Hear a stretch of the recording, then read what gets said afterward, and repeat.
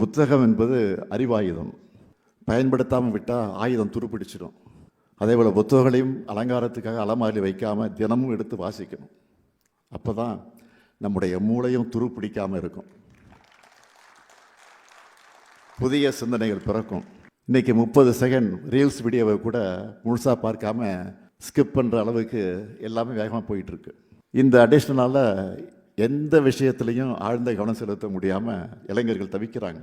ஆனால் good things take டைம்னு அவங்க புரிஞ்சுக்கணும். இது போன்ற சூழ்நிலையில் புத்தக வாசிப்பு தான் மனதை ஒருமுகப்படுத்துகிற மெடிடேஷன்.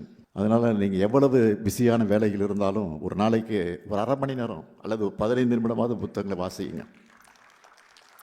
உங்களை பார்த்து வீட்டில் இருக்க குழந்தைகளும் இதை ஃபாலோ பண்ணுவாங்க. பசங்களுக்கு பெற்றோர்கள் தான் எக்ஸாம்பிளாக இருக்கணும்.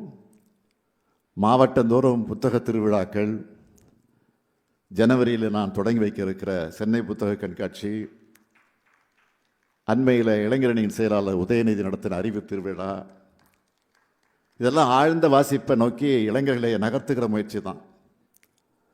நம்முடைய அறிவு பாரம்பரியம் தொடரும் வரை ஆரிய ஆதிக்கவாதிகள் வந்த வழி மறந்த அடிமைகள், அறிவற்ற அரைகுறைகள்னு யாரும் இந்த ஆலமரத்தை அசைச்சு பார்க்க முடியாது.